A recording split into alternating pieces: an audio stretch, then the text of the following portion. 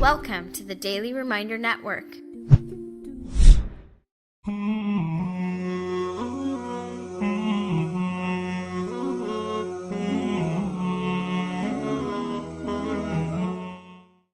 There was a highway robber, a thief, very famous at his time.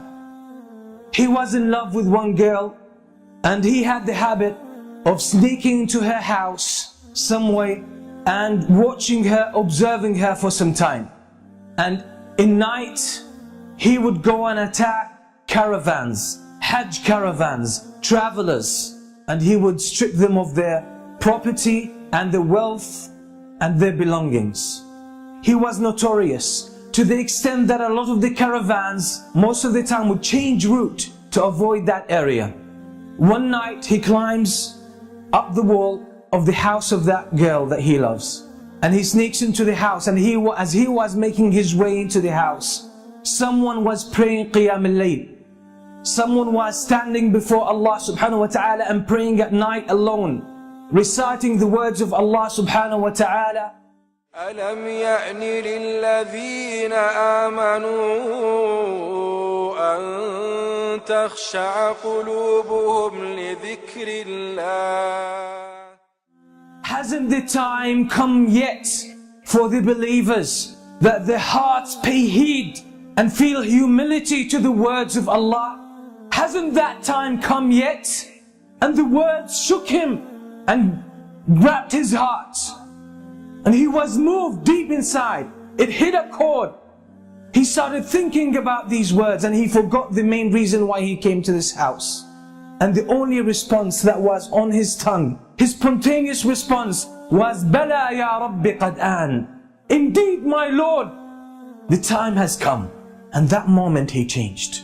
So he went out of his house, roaming aimlessly, contemplating his life, contemplating his past, his behavior, his reputation, and his future, and his relationship with Allah. He ended up with a group of people who gathered together, and they lit a fire, and there were travelers, strangers.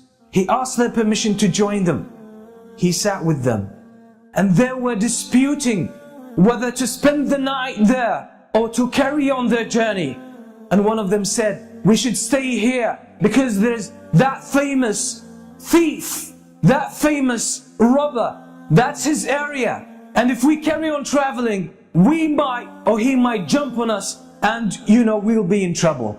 So let's spend the night here, then we will set off in the morning. And the name they mentioned, the name of that thief was this very person. It made him think to himself, what did I do that people fear me that much? What kind of curse I have become to humans, to humanity, that people don't even feel safe about their lives and about their property because of me. All of this made him question his life, question his way of life.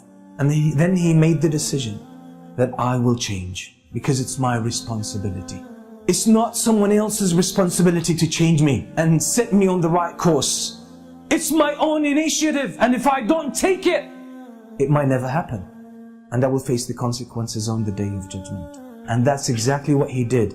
And he became one of the famous scholars, one of the famous worshippers in the history of Islam.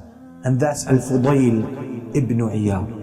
That's the story of Al-Fudayl ibn Iyad. Until today, the books that talk about our relationship with Allah subhanahu wa ta'ala, how to purify ourselves, how to become better Muslims, better believers, have dozens of his beautiful statements full of wisdom. Who was one day a thief, famous one. What does that tell us? What lessons can we take from this story? Is that it's our responsibility to change. Life in general is about change. Life is a game of change.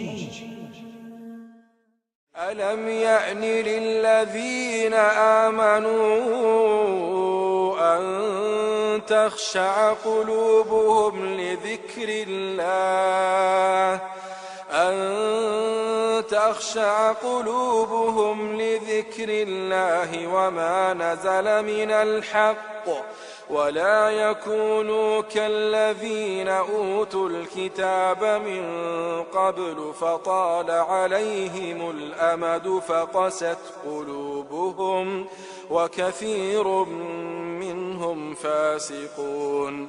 اعلموا أن الله يحيي الأرض بعد موتها قد بينا لكم الآيات لعلكم تعقلون. Donate now. Go to www.thedailyreminder.org/donate and stay updated by joining our network's social links.